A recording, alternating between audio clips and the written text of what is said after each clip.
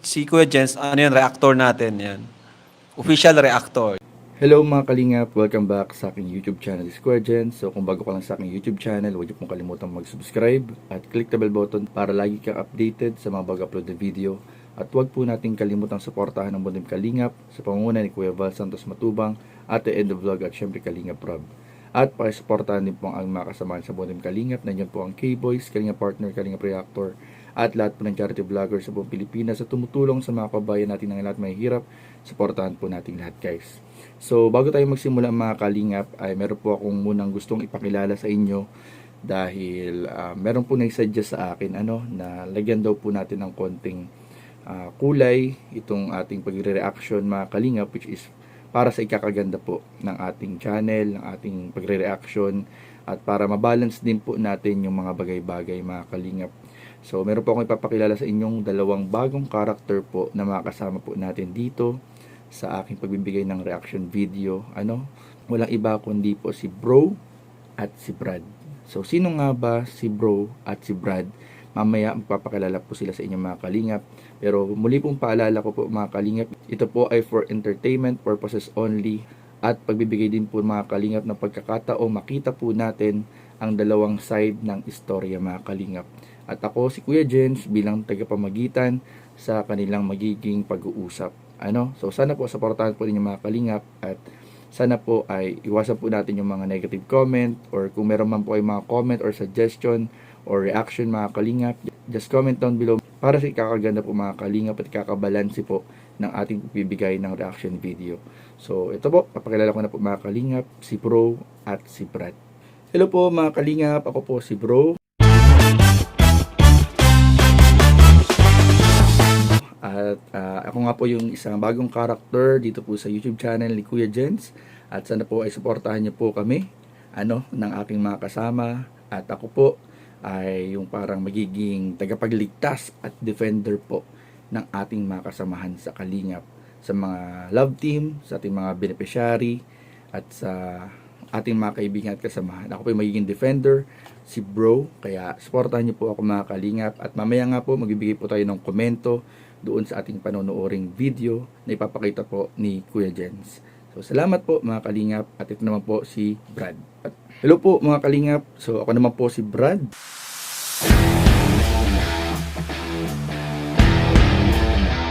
At ito mga kalingap, ako naman po yung magiging kakampi ng mga kritiko. Yung mga pumapansin sa mga bagay-bagay na nangyayari po na ating panonoorin at bibigyan ng komento. So, ayan po. So, papansinin po natin at bibigyan po natin ng pansin yung mga nagne-negative comment, yung mga napapansin ng mga viewers. So, dito sa panonoorin nating video nga ay abangan ninyo yung aking masasabi. Dahil balita ko maraming nasabi dito yung mga viewers. So, ako yung magiging kakampi nyo, si Brad. So, sana suportahan nyo rin ako. Comment down below kung meron kayong mga reaction at komento na aking i-consider sa ating mga reaction sa mga videong inyong mapapanood. At suportahan nyo rin si Kuya Jens at si Bro. Kahit na madalas dito ay kami magdidebate ni Bro. Si Kuya Jens bilang tagapamagitan. Suportahan po ninyo mga kalingap. So, tara, panoorin na natin. So, ayun nga mga kalingap at nakilala na po natin si Bro at si Brad. At ito bibigyan naman natin ng reaction video ngayon mga kalingap ay ito po yung medyo mainit-init po ngayon na pinag-uusapan po mga kalingap. Yung po nangyari kay Arjin na sobrang emergency po yung naging dahilan din mga kalingap na hindi po naka-attend si Carla sa naging fashion show po nung nakaraang linggo sa SM Daet sa Velvet Fashion Show po na kinabibilangan po ng mga ambassador at ambassadress. So, mamaya magbibigay din po ng opinion si Bro at si Brad tungkol po dito. O yun mga kalingap, pililiwanag naman nila kung saan side sila ng istorya. So, mamaya pahinga po natin yung kanilang mga komento. So, ano pa po hinihintay ng mga kalingap? Tara, panoorin po natin in 5, 4, 3, 2. Yan po. May masama pong balita akong nalalaman, Kasi ito, biglaan po, si Arjun po, may nangyari pong masama. Gulat din po ako kasi hindi ko inaasahan itong mangyari, Kala ko isa mild lang yung mild lang yung sakit na sinasabi niya sa akin. Yun po, nung kanina lang po, nitong papunta po sana ako kay Beyonce para sunduin. So, ito po, mag-change course muna po ako ng pupuntahan. Kasi emergency, si Arjun po si Roseanne po kasi bigla nagtawag sa akin at nakita ko yung video niya. Pinakita niya sa akin yung video ni Arjun na naghihingalo po. Hirap na hirap huminga. So nagulat at natakot po sa mga nakita ko First po, parang masakit sa akin sa pakiramdam ko na makita ko yung mga tinutulungan ko nagkakaganyan. Grabe. Dadalhin ko po siya sa ospital para maipa-confine at mapatingnan po siya. Kasi kasi na-stop ko yung yung pag-vlog ko sana medyo hindi ko po naasikaso agad yung pagpapa-check up sa kanya kasi medyo na-busy po ako nitong mga nakaraang araw. At ang dami pong gawain na sa akin. Ang dami ko pong ginagawa. Roseanne! Ano?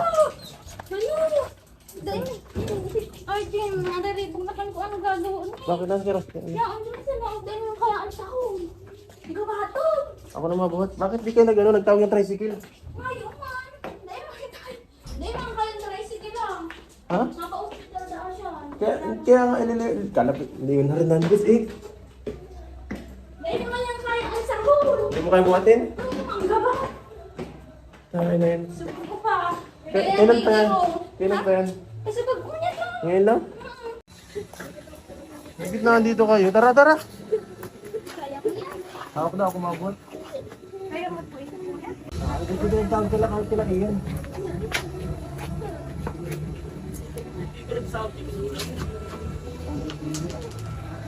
Wala kang mahinap kahit sila iyan? May po yan. Ika ang ano ni? Naabot pa man lang din ako ay hala ko sa tarong. Magabaton talaga kuya ang tagas ning hawak. Ang cellphone. Halat.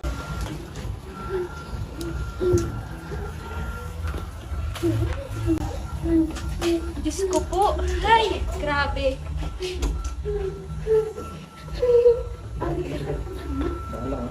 Parata.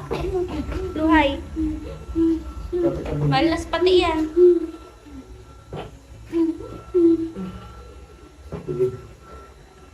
Di mo kami nag-aarong ni Carla. Carla kung nagtatamis. Dapat kickstart na nakaraan ka, sumala ko. Di yan kaya ning perang ay magabat. Nagabat siya. Hindi mo nga ito kaya, hindi ko na kaya sa labas. Hanip si Arjun. Hay.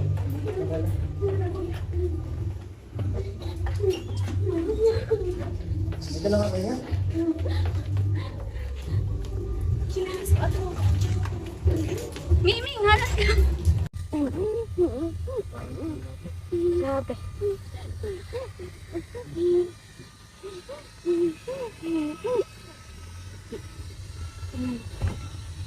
Diyos ko. Ay. Mahigit malapit na nito. Bawal siyang magpara sulo-sulo. So pag nagsulo-sulo ay, Diyos ko dito na maarap.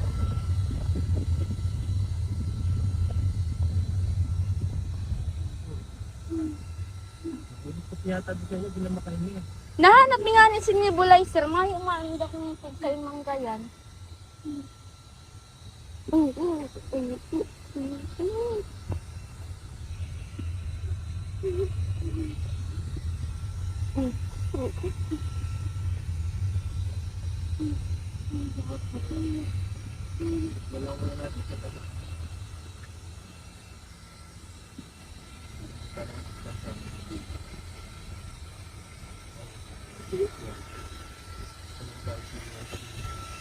Meron na lang, dahil ka pa din nakakahali. Una, makuha na akong tubig tayo.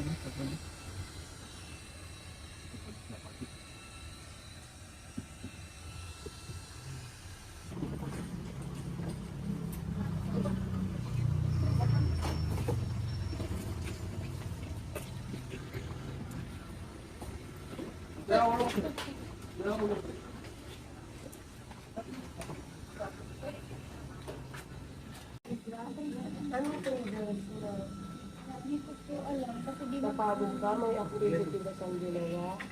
Wala naman po kasi nagpalit lang po. Pagkati naman po siya yung pa. Minsan, Wala pa lang ano, baby. Wala lang muna. Alam mo yan. Ano, kamusta? Hirap ka pa rin nga? Relax lang. Nag-ano labi niyo? Susugat. Kaya ano, kakatake siya.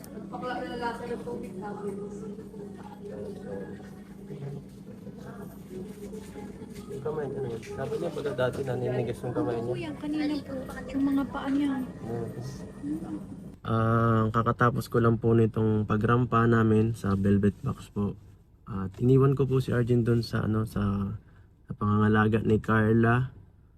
At yan, shout out nga pala kay Carla kasi siya ang nag-handle ng situation doon sa habang nagrarampa. Actually po, namimili po kami sa amin dalawa po ni Carla kung sino pong pwedeng mag-stay doon at tinanong ko siya, yun, sabi daw ni Carla siya na lang daw kasi para mas mabantayan niya. So, yan. Grabe, napakabuting pinsan ni Carla. Salamat sa iyo. At saka rin pala syempre kay Rose Ann kasi kung wala sila doon, siguro baka may napano na si Arjen malaking tulong yung nila doon. Yung ginawa na pag-alalay sa kay Arjen. At ayan, sabi kasi ni balik tayo sa usapan kay Arjen po, na po sila, nakaalis na sa ospital. Napa-check upan lang po siya doon kanina. Kanina po kasi nahirapan siyang huminga. At nataranta kami doon kasi ulang beses ko pong nakita si Arjen nagkaganon. Sabi daw po sa usapin kanina, nawala yata yung nebulizer.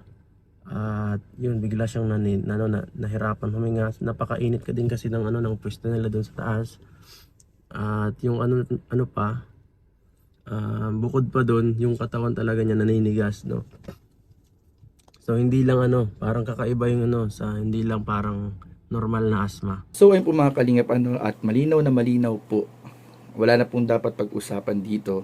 Hindi ko na lang alam kung may masasabi pa si Brad dito mga kalingap. Pero para sa akin, dito ay wala nang dapat pag-usapan. Kasi kitang-kita naman po natin na emergency po yung nangyari. Emergency po, talagang kahit ako kinabahan habang pinapanood ko to. Pero buti na lang, sabi ni Kalingap Edu, ay okay naman na po. Okay man na po yung si Arjen. At grabe, sobrang nakakabilib nga dito sila Carla at si Rose Ann kasi nandyan sila nakaalalay sa kanilang pinsan. At ayun, si Kalingap Edu, grabe talaga. Grabe si Kalingap Edu. Sobrang effort, understanding, talagang nandyan palagi. Ang bilis ng response. So, saludo ako sa iyo, Kalingap Edu, kay Carla, kay Rose Ann, and kay Arjen. Magpakatatag ka, Arjen. Ingatan mo sa sarili mo. At huwag mo na lang pansinin yung mga may maririnig ka sa paligid, huwag nyo na lang pansinin. Kila Carla, huwag nyo na lang pansinin yung mga nasa paligid. So, yun lang, mang. Baka may masabi to si Brad. Nalaman ko na maraming pumapansin dito sa nangyari kay Arjen. Maraming nagsasabi na bakit daw hindi pumunta si Carla, bakit daw hindi pumunta, or bakit daw parang mas inuna pa ni Kalingap Edu. Para sa akin, kahit ako, nasa side ako ng critics, ay dito sa part na ito, dito sa videong ito, sa istoryang ito, ay wala akong masasabi na kasi life to buhay to. Syempre kahit tayo kritiko, kailangan nating i-consider na buhay po ang pinag-uusapan dito. Wala ditong pwedeng ipasok na selosan, hindi dito pwedeng ipasok ang kung sino inuna, walang pwedeng dito na bakit hindi kinonsider or bakit hindi binigyan ng chance or bakit hindi na lang iba ang nagbantay. Wala pong pwedeng dito, ibang pag-usapan kasi buhay po, emergency po. So sa pagkakataong ito ay sasang-ayon ako sa mga sinabi ni Bro. At si Kuya Jans na ang bahalang magpaliwanag sa inyo. So ayun po mga kalingap, at narinig po natin ang mensahe ni Bro at ni Brad. At ako bilang tagapamagitan po sa kanila ay siguro dito po sa sa issue na to, siguro po sa sa video na ating pinanood at sa mga lumalabas pa pong mga komento ng mga viewers at taga-suporta, dito po ay wala po tayong pagtatalunan. Kahit nga po si Brad kanina ay wala pong nasabi kasi very po obvious, very obvious po at very serious po itong matter na ito mga kalingap. Ito po ay life threatening, talagang buhay po ang nakasalalay po dito sa nangyaring ito at wala pong dapat na pag-usapan.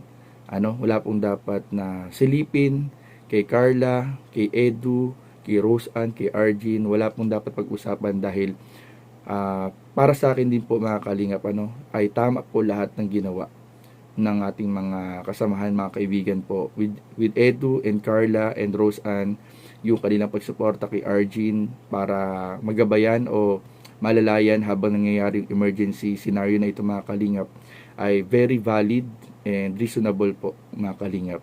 So wala pong dapat pag-usapan, wala pong dapat sisihin, wala pong dapat na para sa akin wala pong dapat na i-blame sa mga nangyari or sa mga hindi pag-attend or pag-attend man, wala pong dapat pag-usapan. So ayun po mga kalingap, so sana po ay naunawaan po natin itong issue na ito mga kalingap at sana iwasan na po natin yung pagkokomento ng hindi maganda. So yun lamang po at maraming po salamat sa inyong panonood. Please don't forget to like, comment, share and subscribe sa ating mga video. Maraming po salamat. God bless. Bye bye.